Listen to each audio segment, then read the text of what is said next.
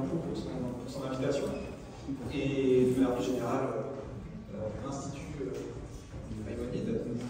Et puis vous toutes et tous pour votre présence cet après-midi.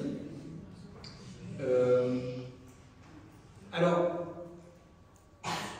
parler d'invention médiévale du monothéisme juif peut paraître un petit peu étonnant, puisqu'on a tendance à considérer que le judaïsme a inventé le monothéisme depuis l'origine, et qu'il y a un monothéisme juif dès la Bible et les sources juives anciennes. Alors, on pourrait discuter de ce point, de savoir quelle est précisément la nature de ce monothéisme, ou de ce qu'on entend par monothéisme quand on parle de monothéisme juif, et qu'on a en tête la Bible et la littérature rabbinique. Si vous voulez, on pourra en discuter par la suite. Simplement, je voudrais commencer par vous faire remarquer que le terme même de monothéisme est un terme exogène aux sources qui nous intéressent, y compris en fait les sources médiévales, mais à plus forte raison les sources plus anciennes. Le terme de monothéisme est une invention moderne, un concept que l'histoire des religions, la théologie, plaque sur des textes plus anciens. Ça, c'est une première remarque. La deuxième, c'est que ce qu'on entend généralement par monothéisme ne fonctionne pas très bien, ne s'accorde pas très bien, ne convient pas véritablement à ce qu'on peut trouver précisément dans les sources anciennes du judaïsme. Si on entend par monothéisme la croyance, la doctrine du Dieu un, d'un Dieu un, universel, transcendant, incorporel, etc. Et c'est en ce sens précis que je voudrais essayer de vous montrer que c'est véritablement au Moyen-Âge que le judaïsme est devenu un monothéisme en ce sens précis.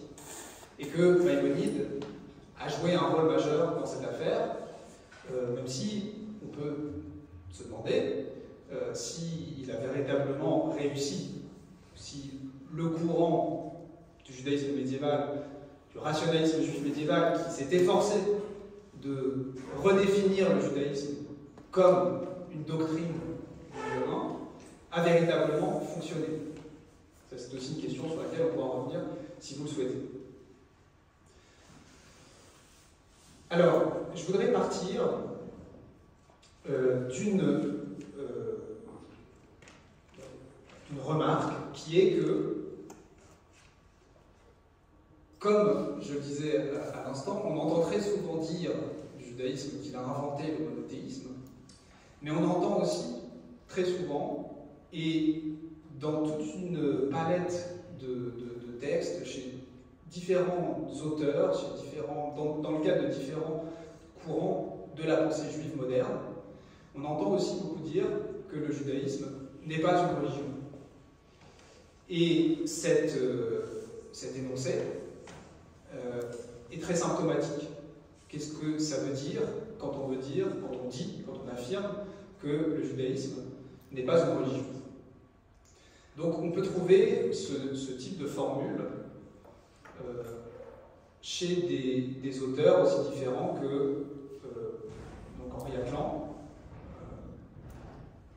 dans un ouvrage récent qu'il a consacré à la croyance, aux croyances, et il a tout un chapitre sur les croyances religieuses, dans lequel il explique que le judaïsme n'est pas une religion, au sens où le christianisme et l'islam sont des religions, c'est-à-dire des doctrines qui sont centrées autour de croyances fondamentales auxquelles le fidèle doit adhérer s'il veut se définir comme appartenant à la communauté religieuse.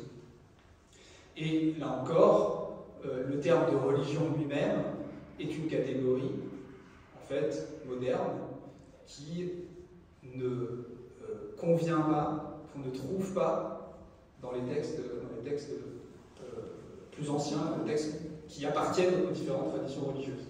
Donc le judaïsme n'est pas une religion dans la perspective de Platon. Ça veut dire que, en fait, le concept de religion est un concept qui a été élaboré dans le contexte du christianisme et qui est ensuite appliqué de manière universelle à toute autre forme de, précisément, religion. Dès qu'on est en question de catégories comme celle-là, on ne sait plus tellement comment parler. Mais l'idée, c'est celle-là, c'est que le concept de religion est élaboré dans le cadre du christianisme et qu'ensuite on essaie de le faire coller à des réalités qui ne conviennent pas à cette définition. Et donc le point central, c'est précisément la place de la catégorie de croyance. Et s'il est assez clair que la croyance, la foi, est une catégorie centrale dans la définition du christianisme et depuis ses origines, alors si on pourrait discuter des détails de l'histoire des origines du christianisme, mais en tout cas, l'un des gestes fondateurs des écrits de Paul, c'est précisément de mettre au centre la catégorie de foi contre la catégorie de la loi. Et donc c'est ça que vise Atlan, parce qu'il dit que le judaïsme n'est pas une religion. Dans le fond, il dit que ça n'est pas une religion au sens où le christianisme définit une religion avec au centre la catégorie du croire, mais que en fait le judaïsme est pour l'essentiel, comme on dirait aujourd'hui, une orthopraxie, une communauté qui est définie par des pratiques communes. Donc d'autres auteurs énoncent la même idée. Chez Lévinas, par exemple, dans les actes du premier colloque des intellectuels juifs de langue française, vous trouvez cette formule: le judaïsme n'est pas une religion, il est une compréhension de l'être, et elle est reprise aussi chez d'autres auteurs qui s'acclament de Lévinas. Et avant le XXe siècle, on peut trouver le même type de formule chez des représentants de différents courants du judaïsme moderne. Alors, par exemple, on peut le trouver chez Samson Raphaël Hirsch, un éminent représentant de l'orthodoxie, de la néo-orthodoxie, qui lui aussi utilise la même formule. Le judaïsme n'est pas une religion, la synagogue n'est pas une église, le rabbin n'est pas un prêtre. Le judaïsme ne se surajoute pas à la vie, il englobe la totalité de la vie. Être un juif n'est pas qu'une partie, mais la somme totale de notre tâche dans l'existence. Donc ça, c'est un des points de vue par lequel on peut contester cette définition du judaïsme comme religion. Un autre point de vue, c'est le sionisme, qui va au contraire affirmer que ce qui va définir l'identité collective des Juifs, ça n'est pas une croyance religieuse commune, mais l'appartenance politique. Et donc, on peut trouver une formule similaire, par exemple, chez Moses Hess, qui est un des premiers, un des proto-sionistes, comme on dirait aujourd'hui. Donc, ce sont ces différentes manières de contester que le judaïsme est une religion, sont autant de façons de dire que le judaïsme, l'identité collective des Juifs, ne convient pas, ne rentre pas bien dans la définition que une certaine histoire du christianisme a construite de la catégorie de religion, mais aussi une histoire moderne du judaïsme, une histoire moderne, de la religion, une histoire moderne du christianisme. Donc dans le contexte de sociétés modernes sécularisées, qui sont en passe de sécularisation à l'époque où ces auteurs écrivent, on a différentes manières de contester que l'identité collective des Juifs rentre dans la catégorie que la pensée politique moderne veut donner à la catégorie de religion, c'est-à-dire une partie de ce qui fait une sphère spécifique de l'identité d'un individu, qui serait distincte d'autres sphères de l'existence, la sphère politique, la sphère économique, la sphère sociale, la sphère professionnelle. Donc vous avez des identités multiples dans lesquelles il y a une chose qui s'appelle la religion et qui est séparée de tout le reste et qui concerne le rapport à Dieu, le rapport à la spiritualité, etc. Donc toutes ces contestations de l'idée de religion reviennent à dire ça. Le judaïsme ne rentre pas dans la case que l'on voudrait donner aux religions. Un autre auteur chez qui on peut trouver la même idée, c'est Daniel Boyarin, qui va jusqu'à contester l'idée même, la définition même, ou la désignation même du judaïsme, du terme judaïsme, comme étant un terme adéquat pour définir ce qui fait l'identité collective des Juifs. Dans cet ouvrage récent, Judaism, the Genealogy of a Modern Notion, judaïsme, la généalogie d'une notion moderne, dans lequel Boyarin reprend à peu près les arguments que je viens de donner. C'est-à-dire que le terme même de judaïsme, en fait, c'est la manière dont les Juifs, des Juifs, se sont mis à désigner leur propre identité collective dans un contexte où la société majoritaire les définit comme religion, au même titre que d'autres appartenances religieuses. Voilà, alors je vais m'appuyer dans ce qui suit sur les travaux d'un spécialiste de Maïmonide, entre autres, qui s'appelle Menachem Kellner, et qui a beaucoup travaillé sur la catégorie de croyances dans le judaïsme, et qui a notamment écrit un ouvrage classique sur la littérature médiévale, qui va nous occuper dans la suite, la littérature médiévale écrite par des juifs autour de la question de savoir quelles sont les croyances fondamentales du judaïsme. L'ouvrage auquel je me réfère ici est un ouvrage plus grand public qui s'intitule Must a Jew believe anything? Est-ce qu'un juif doit croire quoi que ce soit?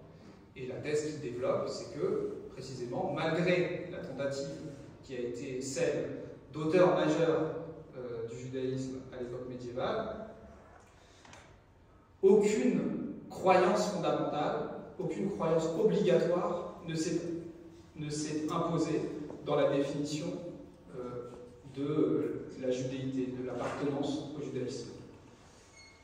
Donc sa thèse, c'est que dans le fond, un juif ne doit croire à rien.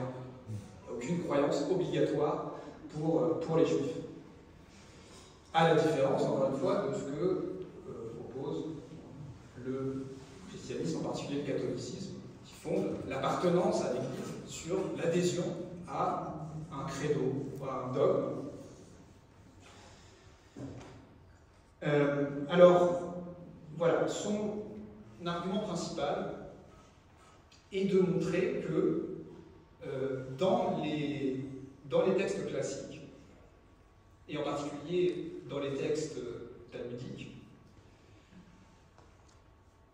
ce n'est pas une croyance, ce n'est pas l'adhésion à une certaine croyance qui va définir l'entrée dans la communauté d'Israël.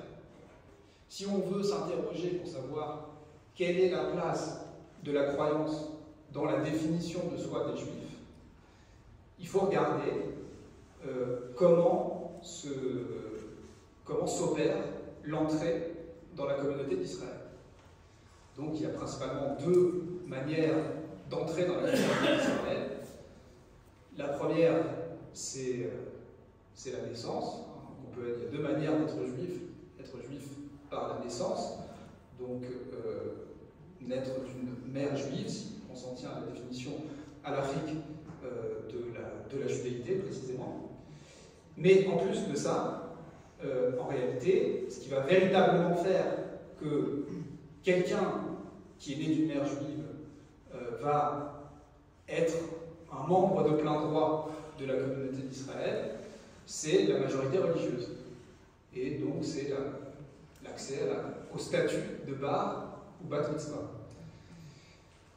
Or, quand on regarde ce qu'il en est de cette entrée dans la majorité religieuse, qui fait que vous allez être membre de plein droit de la communauté d'Israël, quand on regarde ce qu'il en est de ce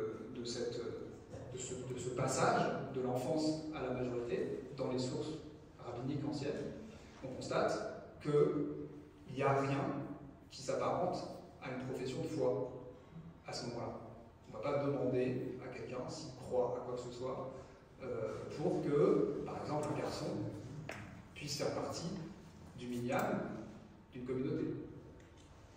S'il a 13 ans, il devient automatiquement membre de la communauté, d'une communauté religieuse. Donc c'est simplement le fait d'avoir atteint la majorité qui fait que vous allez être défini comme un membre à part entière de la communauté d'Israël, ce qui va signifier que vous avez des obligations vis-à-vis de la Torah, que vous n'aviez pas auparavant.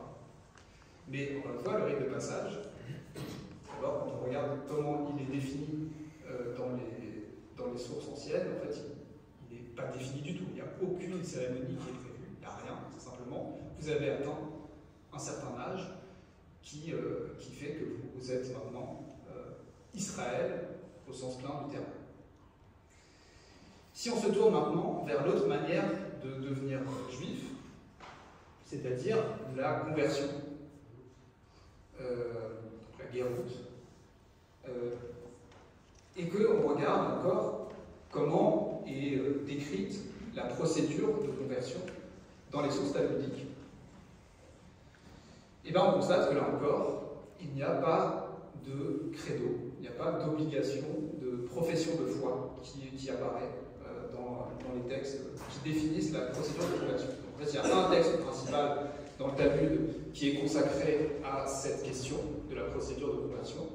C'est un texte très court, en fait, du traité Yevamot, qui a parfois été désigné comme une espèce de mini-traité sur la conversion.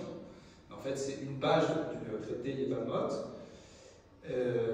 Et donc, dans cette description de la procédure de conversion, hein, on nous présente simplement, on ne va pas lire le texte dans sa totalité, faute de temps, on nous présente simplement que quelqu'un qui veut se convertir devra se présenter devant un tribunal rabbinique, 3 rabbins, qui vont mener une enquête extrêmement rapide pour évaluer la sincérité de la conversion, du désir de conversion de la personne. Et on va surtout, à partir du moment où on s'est assuré que la personne n'a pas un intérêt dans le fait de se convertir au judaïsme, on va surtout attirer son attention sur le fait qu'il va changer, qu'il ou elle va changer de statut juridique du point de vue de la Torah. Sache que, pour le moment où tu as le droit, par exemple, de manger certaines choses, de travailler à Shabbat, et que si tu te convertis, ben, ce ne sera plus le cas. Tu seras passible de toute une série de sanctions si tu ne respectes pas les règles de la Torah. Donc on enseigne quelques commandements légers, quelques commandements lourds, comme il est écrit dans le texte, à ces personnes. On ne doit pas, c'est la fin du texte, trop le charger, ni se montrer trop pointilleux à son égard. S'il consent, il est circoncis sur le champ, par évidemment du point de vue d'un homme. Si c'est une femme, alors pas de circoncision, vous en doutez. Dès son rétablissement, on l'immerge dans un bain rituel. Donc c'est une procédure, paradoxalement, au regard de ce qu'on connaît de la conversion au judaïsme aujourd'hui, très rapide et très facile, mais qui en tout cas ne met pas en jeu de manière manifeste une quelconque obligation de croire à quoi que ce soit, y compris croire en un Dieu incorporel, éternel, etc. Ça ne fait pas partie de ce qu'on requiert de la personne qui va se convertir. Voilà. Alors, ce tableau mériterait d'être nuancé par une série d'objection possible à cette idée que dans les sources anciennes, il n'y a pas de credo, il n'y a aucune obligation de croire à quoi que ce soit dans la définition que le Talmud des rabbins donne du judaïsme. Donc là encore, il faudrait plus de temps pour l'établir. On peut simplement mentionner un texte assez important dans cette histoire, qui est une Mishnah, donc un des enseignements fondamentaux du Talmud. La Mishnah, c'est la première strate de la littérature talmudique, qui date du IIe siècle après Jésus-Christ. Et donc, ce qu'on peut observer, c'est que le corpus de la Mishnah, très majoritairement, est un corpus halachique. C'est un corpus dans lequel le contenu sera un contenu juridique, de discussion juridique sur des points précis de la halakha. Et là encore, il n'y a pas, dans l'immense majorité des textes de la Mishnah, et donc a fortiori du Talmud, puisque le Talmud est un commentaire sur la Mishnah, il n'y a pas de discussion sur des points théologiques, à l'exception de ce texte, dans lequel, donc c'est la première Mishnah du 10e chapitre du traité Sanhedrin, qu'on appelle le Perek Chelek, qui est assez connu, notamment parce que Maïmonide a écrit une introduction à ce texte sur lequel on va revenir. Tout Israël a part au monde à venir. Kol Israël, Yeshnael, Chelek, Laolam, là-bas.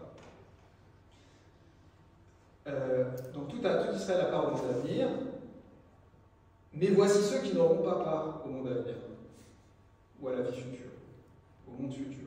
Bon, la traduction varie. C'est la même expression qu'on trouve dans les deux cas. Donc tout Israël a part au monde à venir, mais certains n'ont pas part au monde à venir, et cela inclut des gens qui contestent certaines croyances. Par exemple, que la Torah a été donnée par le ciel. Ou bien que la résurrection des morts puisse être tirée de la Torah. Quelqu'un qui contesterait ça serait exclu du monde à venir.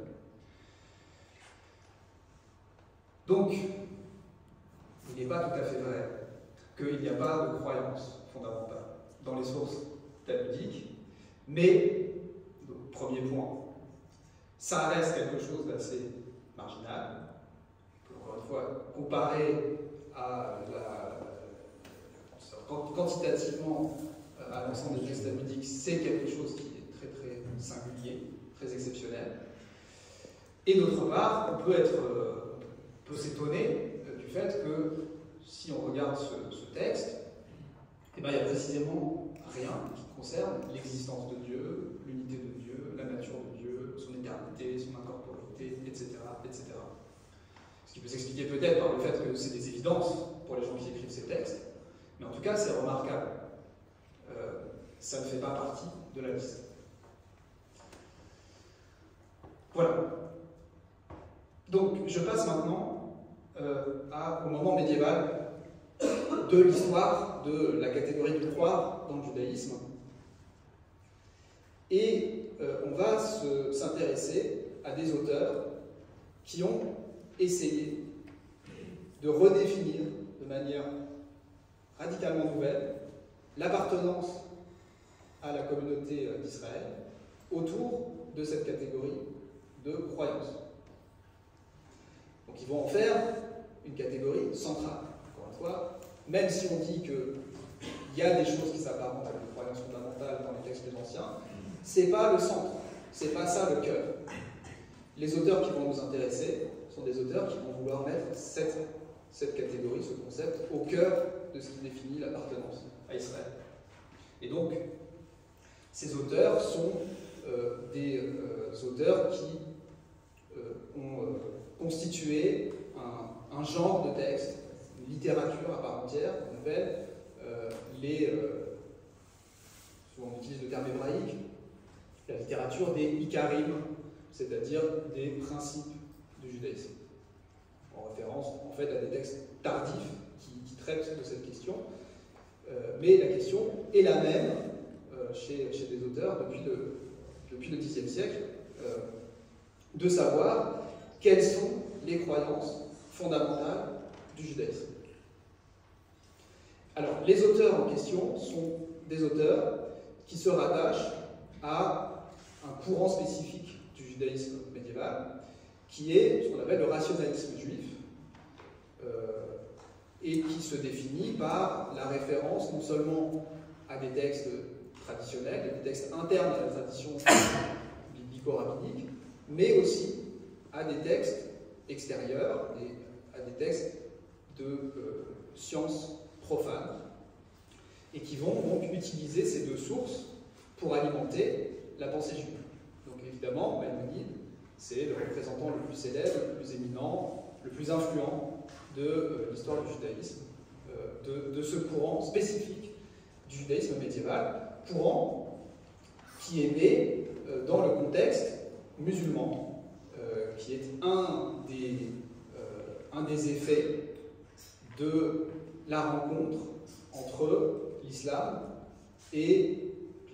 naissant et les sources grecques, que dès le 8e siècle, dans le contexte de l'expansion de l'Empire musulman, se met en place un processus de traduction des textes grecs vers l'arabe, des textes philosophiques et scientifiques grecs vers l'arabe, et les juifs, qui à cette époque-là vivent majoritairement dans le monde musulman, et dont le centre babylonien, donc l'ancien centre foyer du Talmud, qui abrite encore des académies babyloniennes jusqu'au XIe siècle. Donc le centre de la pensée juive rabbinique va être influencé par cette rencontre entre l'islam et la pensée grecque, la pensée philosophique et scientifique grecque. Le premier auteur majeur de cette histoire, c'est Saadia Gaon, qui a été mentionné précédemment. Saadia Gaon, qui, donc, comme son nom l'indique, était le dirigeant d'une des académies babyloniennes au Xe siècle, l'académie de Soura, et donc c'est ça que signifie Gaon. C'est un titre qui signifie que la personne est un dirigeant d'une académie talmudique. Et donc Saadia Gaon est un auteur qui a profondément révolutionné l'histoire du judaïsme dans toute une série de domaines qui vont de la liturgie aux commentaires bibliques, à la grammaire, à la poésie, et qui inclut aussi la philosophie juive ou le rationalisme juif, puisque Saadia Gaon est souvent considéré comme le premier philosophe juif du Moyen-Âge, en raison en particulier d'un de ses ouvrages qui s'intitule en français, mais qui a été écrit en arabe initialement, le livre des croyances et des opinions, ou le livre des doctrines et des croyances, selon la traduction qu'on donnera de son titre. Par parenthèse, l'appellation de philosophe peut être discutée parce qu'en réalité, le type de pensée qu'il propose relève davantage de la théologie, ce qu'on appelle le kalam, plutôt que de la philosophie. Mais d'une certaine façon, c'est assez accessoire pour ce qui nous occupe ici. Ce qui nous intéresse plutôt, c'est précisément cette question de la doctrine et des croyances. En fait, on peut s'arrêter déjà sur le titre de cet ouvrage majeur et fondateur de la philosophie juive au Moyen-Âge. Il y a des tas de discussions de savants à propos de ce titre, de la signification de ce titre. Est-ce qu'il faut comprendre que les deux termes qui apparaissent dans le titre sont en fait deux termes synonymes, comme c'est souvent le cas dans les traités arabes médiévaux, ou bien est-ce qu'il y a une nuance entre le premier terme et le deuxième terme? On ne va pas rentrer dans tous les détails de cette discussion philologique, mais quelle que soit l'option qu'on va adopter dans ce débat, ce qui est assez remarquable, c'est qu'on a un auteur qui est donc un auteur qui se trouve au centre de, disons, la tradition rabbinique, c'est le Gaon, c'est-à-dire la figure d'autorité de l'époque, même s'il y a aussi des péripéties dans la vie de Saadia Gaon qui font qu'à certains moments il a été évincé de sa fonction, mais en tout cas on a une figure centrale du judaïsme rabbinique qui va consacrer un traité à la croyance, aux doctrines. Et ça, c'est en tant que tel quelque chose de nouveau, d'inédit et de révolutionnaire. C'est la première fois qu'un auteur, au sein de la tradition rabbinique, consacre un traité à cette question.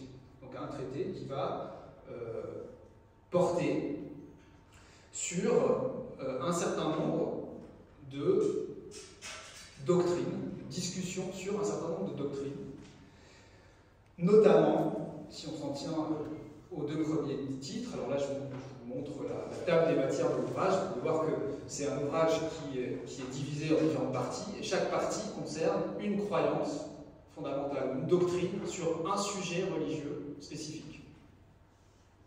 Et donc si on s'en tient simplement aux deux premières parties, on a un livre qui est consacré à la question de la création du monde, et un livre qui est consacré à la question de l'unité de Dieu. Donc dans chaque livre, Saadia Gaon va s'efforcer de démontrer une certaine opinion. Il va montrer que, dans le premier livre, que le monde est créé. Donc il va le démontrer avec des arguments philosophiques, des arguments qui ne sont pas des arguments d'autorité. Il prétend prouver que le monde a un commencement, et il le prouve contre un certain nombre d'autres doctrines qui circulent à son époque. Et dans le deuxième livre, il va faire le même travail à propos de l'unité de Dieu. Il va démontrer que Dieu est un, et il prétend démontrer la croyance qui est véhiculée par la Bible et la tradition. Donc l'idée de la démarche de Saadia Gaon, c'est partir de ce qui apparaît dans les textes et essayer de le démontrer rationnellement. Donc la Bible dit au commencement Dieu créa le ciel et la terre, et on va le démontrer rationnellement. La Bible dit que Dieu est un, et on va démontrer rationnellement que c'est le cas. Et donc contester aussi, réfuter les doctrines adverses. Voilà, alors je voudrais m'arrêter sur un passage de la longue introduction qu'il consacre à ce traité et qui témoigne du fait que Saadia Gaon est complètement conscient qu'il fait quelque chose de complètement inédit dans la tradition rabbinique. Donc il a, avant de commencer la discussion sur les différentes doctrines en question, il commence par une introduction où il essaye de montrer les voies par lesquelles on accède à la vérité et ce qui explique l'erreur. Comment se fait-il qu'on puisse se tromper et comment peut-on accéder à la vérité? Il faut partir de cette théorie de la connaissance pour ensuite discuter et essayer d'établir les croyances fondamentales du judaïsme. Mais ce qui est assez remarquable du point de vue littéraire, c'est la nécessité que Saadia Gaon a éprouvée d'écrire cette introduction et donc de justifier la démarche qu'il va adopter dans le livre. On peut aussi remarquer que ça fait partie des premières introductions qu'on trouve dans la littérature juive au Moyen-Âge. Ça témoigne de cette importance de justifier sa propre démarche, de la conscience de faire quelque chose d'inédit. Et donc dans ce texte, Saadia Gaon part d'une observation qui a l'air tout à fait anodine à première lecture, mais qui en fait est très chargée de sous-entendus et de présupposés. Donc Saadia Gaon décrit ainsi la situation dans laquelle se trouvent ses contemporains et qui explique pourquoi il se sent obligé d'écrire le livre qu'il va écrire. J'ai observé les hommes, et il parle en particulier des Juifs de son temps. C'est comme s'ils se noyaient dans la mer des doutes et étaient déjà submergés par les eaux des hésitations, sans un plongeur pour les sortir de ses profondeurs, ni nageur pour les saisir et les aider dans leur traversée. Or, je dispose de connaissances, de capacités que mon Dieu m'a prodiguées, et j'ai donc pensé avoir l'obligation de les aider. Donc, la situation que Saadia Gaon décrit, c'est une situation de crise, et une situation de crise, pour dire de foi, en fait. C'est-à-dire, je vis dans un temps dans lequel les gens sont dans le doute. Et donc, comme j'ai des compétences particulières, j'ai l'obligation de clarifier les croyances de mes contemporains. Donc tout a l'air tout à fait logique dans cette description, qui par ailleurs correspond assez évidemment à une situation objective des Juifs. C'est-à-dire qu'ils vivent au Xe siècle dans un contexte nouveau, qui est celui de l'islam, une religion qui est très proche de la leur, dans un contexte, par ailleurs, ça a été écrit à Bagdad au Xe siècle, donc on est dans la capitale de l'Empire abbasside, donc c'est vraiment le cœur du monde, disons, civilisé. C'est là que toutes les opinions circulent. Donc les Juifs sont traversés par le doute sur ce qui fait qu'ils ont vocation à rester ce qu'ils sont, à rester juifs. Et donc, il y a ce référent, disons, réel, qui se trouve derrière cette description. Mais en même temps, ce que présuppose Saadia Gaon lorsqu'il décrit la situation de ses contemporains de cette façon, c'est précisément la centralité de la catégorie du croire. Si le problème des Juifs de son temps, c'est le doute, alors, évidemment, ce qu'il faut faire, c'est rétablir des croyances correctes. Mais ça présuppose qu'il y a des croyances fondamentales, qu'il y a des croyances correctes, et donc c'est là où je perçois un coup de force de Saadia Gaon. C'est-à-dire qu'il présuppose la définition qu'il veut donner du judaïsme, et qui est une définition qui est nouvelle, une définition qui ne va pas de soi et qu'on ne peut pas tirer de manière évidente des sources antérieures.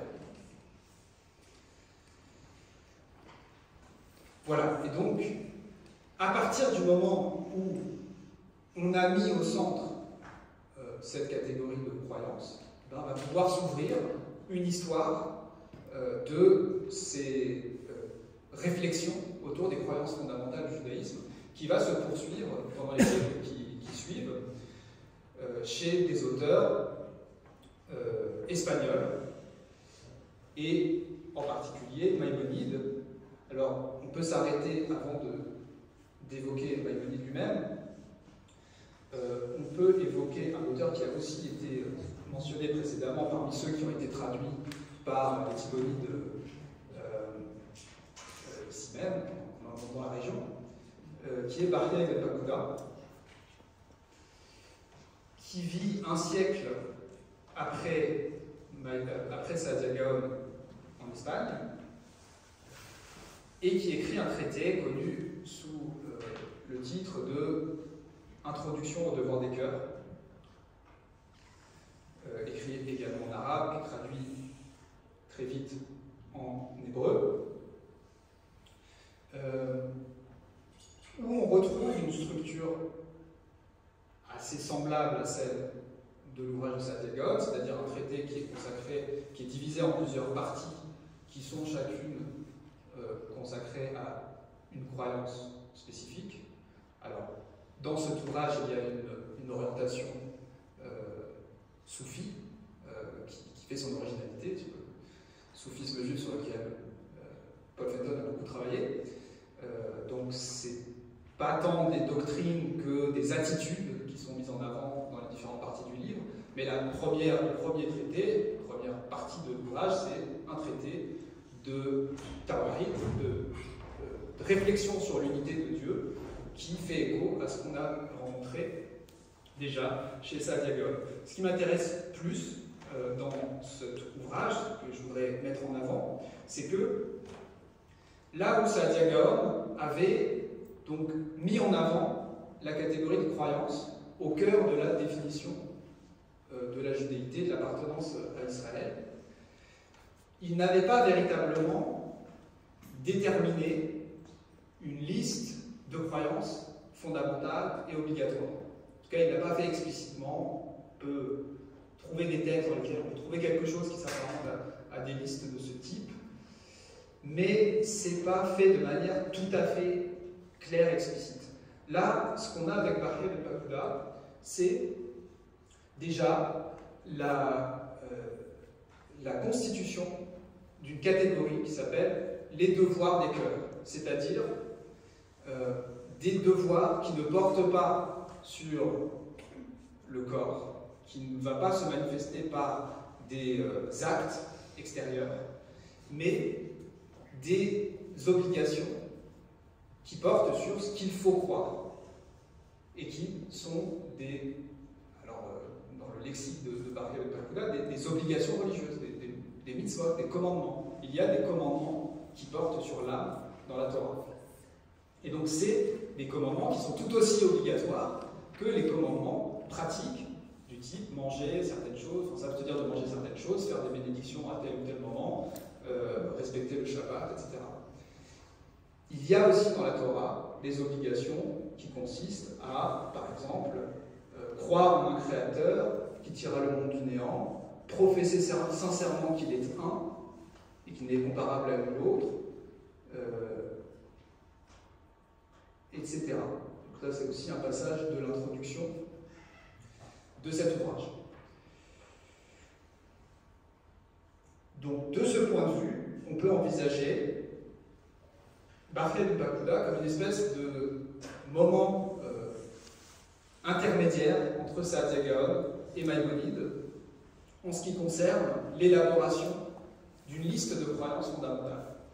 Et Maïmonide est connu, entre autres choses, pour avoir établi une liste de croyances fondamentales dans un ouvrage qui a été mentionné tout à l'heure, qui est son premier grand ouvrage, le commentaire sur la Mishnah, donc achevé à l'âge de 30 ans environ. Et dans ce commentaire sur la Mishnah, on trouve, avant que Maïmonide s'engage à commenter le Perek Relek dont j'ai parlé tout à l'heure, le chapitre de la Mishnah qui commence par cet énoncé tout Israël à part on va venir, l'élaboration d'une liste de 13 croyances fondamentales qui ne se présentent pas comme ça.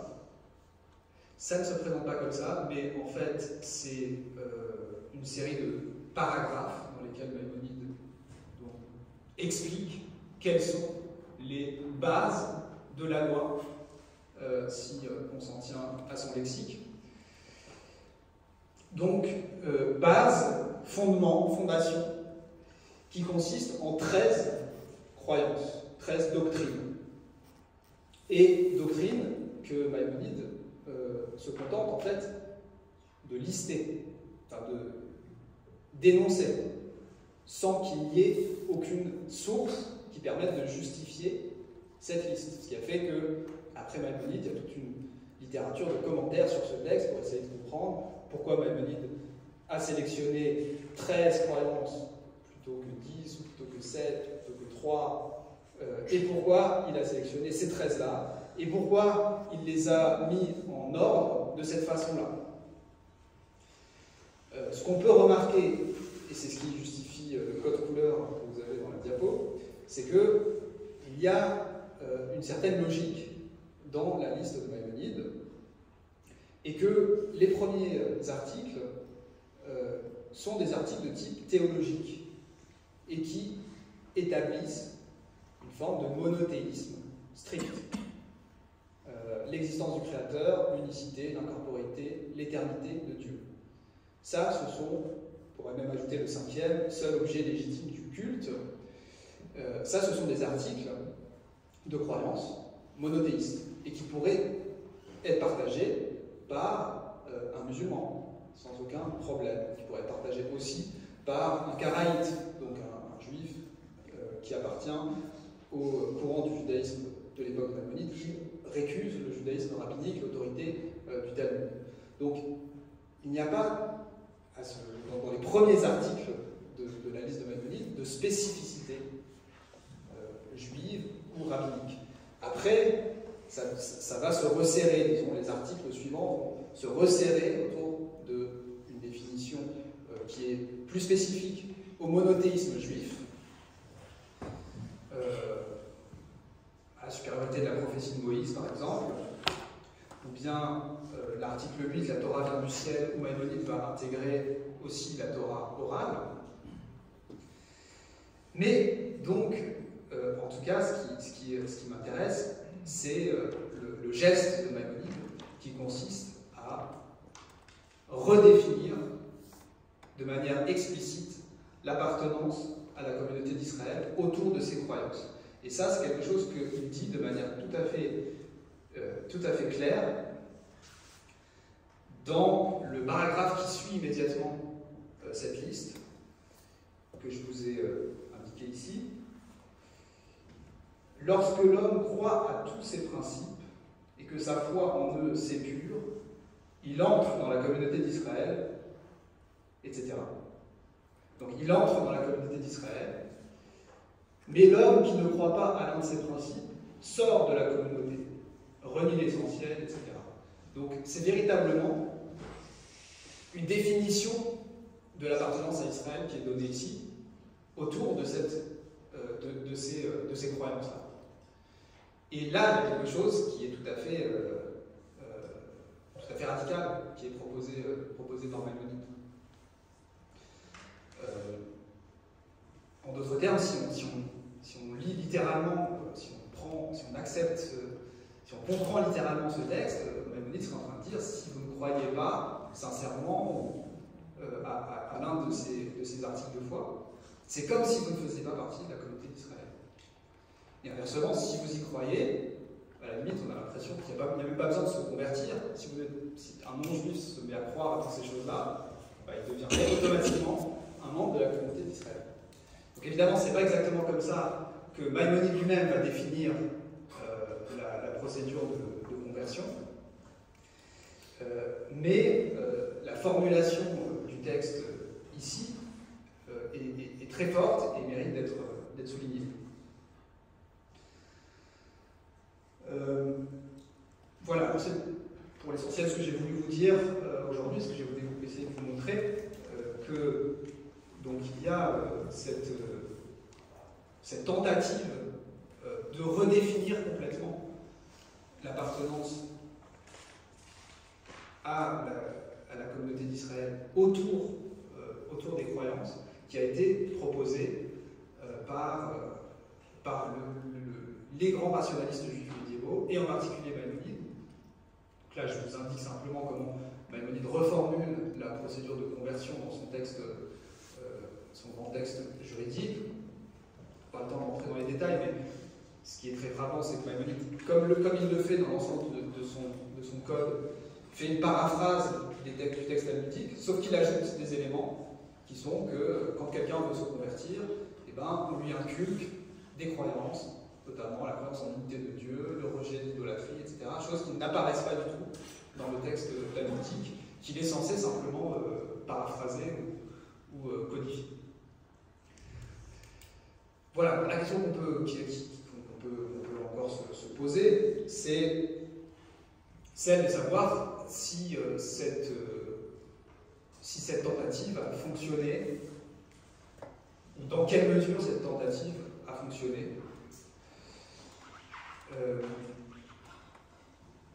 Alors on peut noter que dès l'époque médiévale, et